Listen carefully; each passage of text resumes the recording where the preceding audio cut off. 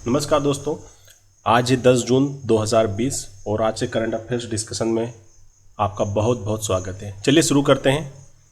पहला क्वेश्चन देखिए, हाल ही में किसे डॉकिंस पुरस्कार दिया गया? 4 ऑप्शन है आपके पास और इसका सही जवाब है जावेद अख्तर। तो जावेद अख्तर को डॉकिंस अवार्ड 2020 से नवाजा गया है, याद रखना। और ये पहले भारतीय हैं जिनको ये अवार्ड मिला है। ठीक, अब क्यों मिला इनको ये अवार्ड? आलोचनात्मक सोच और मानवतावादी मूल्यों को आगे बढ़ाने के लिए। ठीक है, आप किसी को क्रिटिसाइज कीजिए, आप गवर्नमेंट को क्रिटिसाइज कीजिए, बट पॉजिटिव वे में कीजिए, है ना। और मानवतावादी, कहीं ना कहीं ह्यूमैनिटी, आपके जो आप क्रिटिसाइज करते हैं या ह्यूमैनिटी के लिए जो काम करते हैं, ठीक, उन सब के लिए एक रिचर्ड डॉकिंस अवार्ड इनको मिला है। ठीक, रिचर्ड डॉकिंस जो अवार्ड मिलता है, देखिए आलोचनात्मक सोच होनी चाहिए, ठीक, लेकिन मैं आलोचना करना है बट उसको इस सेंस में करना जिससे कि लोगों का फ़ायदा हो, है ना। सरकार को आप आलोचना कीजिए, उसकी पॉलिसी की आलोचना कीजिए, सरकार की आलोचना नहीं करना है। ठीक, धार्मिक हठ धर्मिता, इसके खिलाफ अगर बोलना है, जांच करना वगैरह जो भी कुछ है वो, मानव प्रगति और मानवतावादी मूल्यों, ह्यूमैनिटी, इन सब के लिए ये पुरस्कार दिया जाता है। इस पुरस्कार को 2003 से दिया जा रहा है। ठीक, अब ये जो रिचर्ड डॉकिंस थे ये बायोलॉजिस्ट थे और इनकी ही याद में, इनके नाम पर ये पुरस्कार दिया जाता है। चलिए अगले क्वेश्चन की ओर प्रस्थान करते हैं। हाल ही में किसने प्लांट हेल्थ क्लिनिक का उद्घाटन किया? ठीक, और इसका सही जवाब है ए, यानी कि बीरेन सिंह। एन बीरेन सिंह जो कि मुख्यमंत्री कहाँ के? मणिपुर के हैं। और जो मणिपुर सरकार का जो बागवानी और मृदा संरक्षण डिपार्टमेंट है उसने प्लांट हेल्थ क्लिनिक का उद्घाटन किया है। कहाँ पर किया है ये? इम्फाल में। इम्फाल का क्या है? इम्फाल राजधानी है मणिपुर की। ठीक, इसका उद्देश्य क्या है इस क्लिनिक का? इसका उद्देश्य कृषि और बागवानी माध्यमों से मणिपुर की आर्थिक वृद्धि को बढ़ावा देना है। ठीक, इस क्लिनिक में विभिन्न प्रकार के जो भी अपने पेड़ पौधे रहेंगे, इनको प्लांट को कैसे विकसित किया जाए, उनमें नए रोग आते हैं उनका पता लगाया जाए, ये सारी की सारी चीज़ें इसके द्वारा की जाएगी। इसके अलावा उन्होंने एक सॉइल टेस्टिंग लेबोरेटरी का भी उद्घाटन किया, वो भी कहाँ पर? मणिपुर में। अगर बात करूँ मणिपुर की तो राज्यपाल कौन है? नजमा हेपतुल्ला। मुख्यमंत्री तो आपको पता है एन बीरेन सिंह। एन बीरेन सिंह का पूरा नाम क्या है? नोंग थोम्बाम, है ना, इसको नोंग थोम्बाम बोलते हैं हम। राजधानी पता ही आपको क्या है? इम्फाल। Very good. चलिए आगे बढ़ते हैं। गैरसेन, ठीक, को किस राज्य की ग्रीष्मकालीन राजधानी बनाया गया है? और इसका सही जवाब है सी, उत्तराखंड।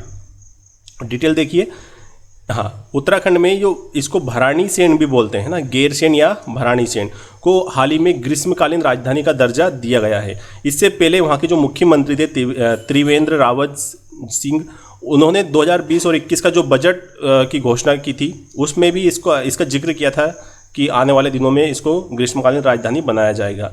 बात करूँ अगर उत्तराखंड की तो 2000 में उत्तराखंड राज्य बनाया गया था। कमेंट करके बताइए आप कि उत्तराखंड राज्य जब बना था वो किस प्रदेश से अलग होकर बनाया गया था। ठीक, तो उस टाइम पर भी आंदोलन हुआ था। उत्तराखंड के जो लोग हैं उन्होंने आंदोलन किया था गैरसेन को राजधानी बनाने के लिए, लेकिन तब राजधानी देहरादून को बनाया गया था।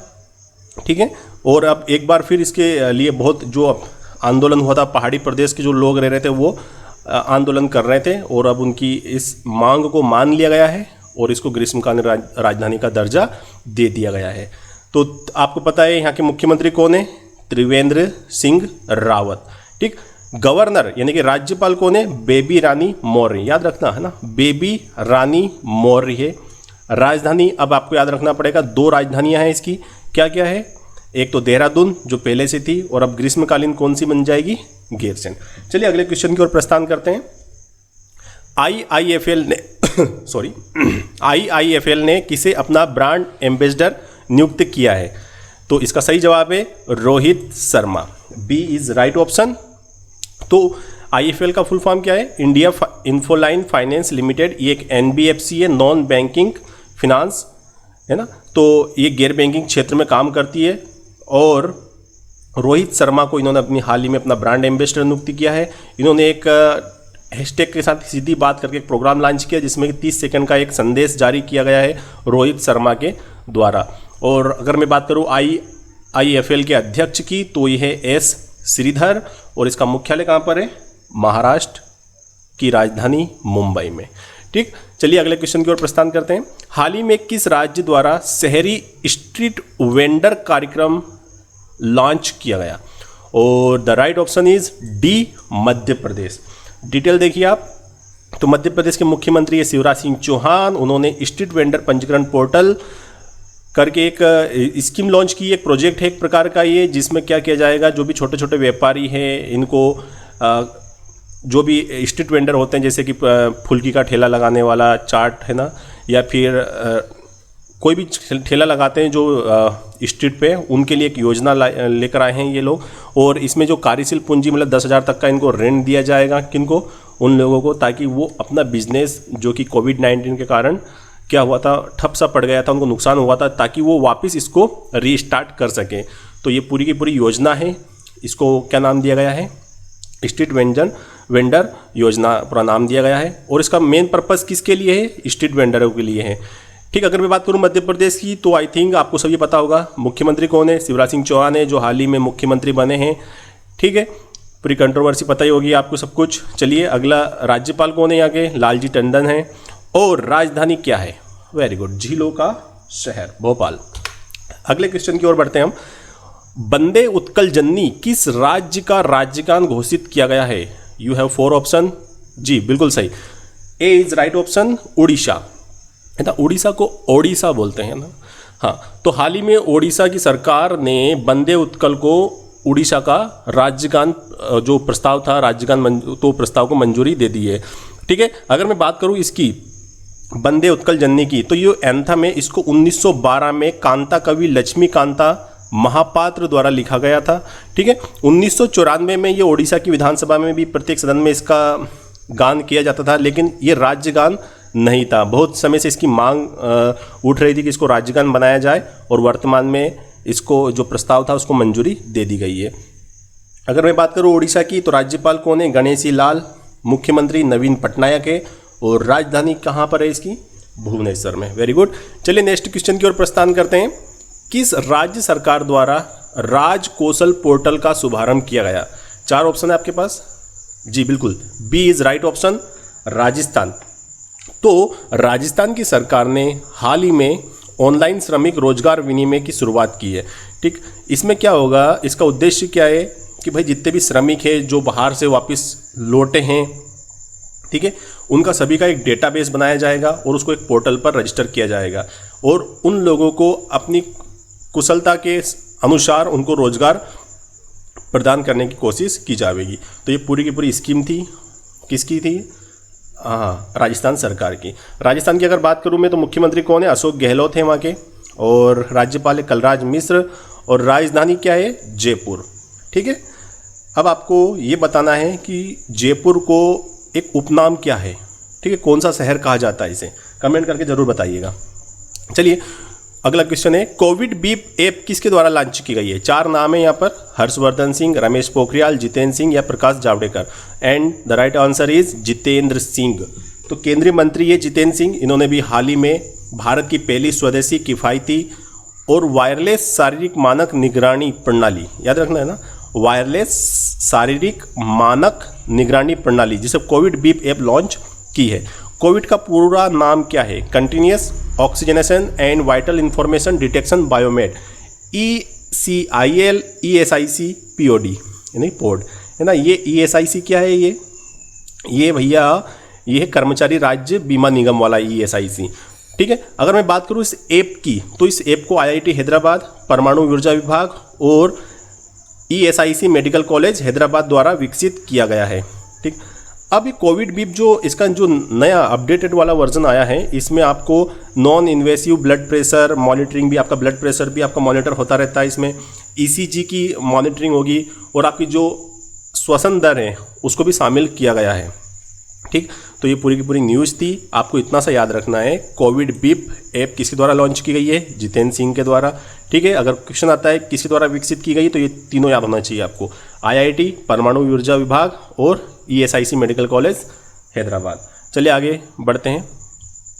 हाल ही में किसके द्वारा ऑनलाइन कचरा प्रबंधन प्लेटफॉर्म विकसित किया गया? किस राज्य के द्वारा? 4 ऑप्शन है और इसका सही जवाब है B, Andhra Pradesh. Andhra Pradesh is right answer. Andhra Pradesh के मुख्यमंत्री कौन है? YS जगन मोहन रेड्डी।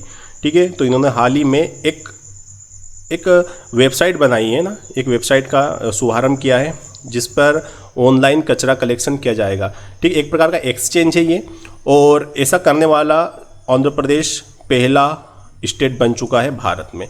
ठीक, आंध्र प्रदेश सरकार ने 6R, याद रखना 6R, आपने अभी तक 3R पढ़ा होगा, कुछ लोगों ने 4R भी पढ़ा होगा पर्यावरण में, लेकिन इस बार इस प्लेटफॉर्म के माध्यम से 6R के लिए प्रोत्साहित किया जाएगा। 6R क्या क्या है? रिड्यूस, आपको कुछ भी करना है तो रिड्यूस करना है। अब देखो 6R मतलब ये R का मतलब क्या होता है? रिड्यूस, रीयूज, और क्यों यूज किया जाता है? पर्यावरण को कम से कम नुकसान हो। सिंपल सी बात याद रखना आप। R टेक्नोलॉजी आती है रिड्यूस, रीयूज करना, रिसाइकिल करना, ये सब हम इसलिए करते हैं ताकि पर्यावरण को कम से कम नुकसान हो। तो इसमें पहला है रिड्यूस, रीयूज और रिसाइकल, ये 3 तो आपने पढ़ा होगा। कुछ लोगों ने रिफर्बिश भी पढ़ा होगा, रीडिज़ाइन नहीं पढ़ा होगा आपने अभी तक, और रीमैन्युफैक्चर। इसका मतलब क्या करना है भैया? कम करो, डबल से इस्तेमाल करो, रिसाइकल करो, उसको वापस रिफर्बिश करो, रीडिज़ाइन हो सके तो रीडिज़ाइन करो, रीमैन्युफैक्चर करो। तो इस टेक्निक को, ये 6R को प्रोत्साहित करेगा कौन? जो ये प्लेटफॉर्म बनाया है, किसके द्वारा बनाया गया है? आंध्र प्रदेश सरकार के द्वारा। आंध्र प्रदेश के मुख्यमंत्री कौन है? YS जगन मोहन रेड्डी। और राज्यपाल कौन है? बिश्वा भूषण हरिचंदन। और राजधानी है, हाँ आप बोलोगे सर 2 क्यों लिखा आपने? तो इसकी राजधानी है, वो है हैदराबाद वर्तमान में, लेकिन हैदराबाद मात्र 10 साल के लिए है। इसके बाद इसकी राजधानी कहाँ पर बनेगी? जी हाँ, अमरावती। तो वर्तमान में आपको देखना है, अगर वर्तमान क्वेश्चन के हिसाब से आपको ट्रीट करना पड़ेगा कौन सी राजधानी पूछी गई है, वर्तमान या भविष्य वाली। ठीक है, तो अमरावती भी राजधानी है इसकी। अगले क्वेश्चन की ओर प्रस्थान करते हैं कि हाल ही में किस राज्य ने गेहूं खरीदी में पूरे भारत में रिकॉर्ड बनाया है? 4 ऑप्शन है और इसका सही आंसर है मध्य प्रदेश। ठीक है, तो मध्य प्रदेश सरकार ने समर्थन मूल्य पर 1,28,00,000 मीट्रिक टन गेहूं खरीदा है इस बार, और इसने पंजाब को पीछे छोड़ दिया है। पंजाब ने 1,27,00,000 मीट्रिक टन गेहूं खरीदा है इस साल। ठीक है, और उससे थोड़ा सा ज़्यादा खरीदा है मध्य प्रदेश ने। तो इस बार मध्य प्रदेश ने पंजाब को पीछे छोड़ दिया है। ये 1,28,00,000 जो टन गेहूं खरीदा है ना, ये पूरे भारत का, यानी कि पूरे भारत में जो गेहूं खरीदे गया पूरे राज्यों के द्वारा, उसका 33% है ये। ठीक, इसमें से 95% किसमें से?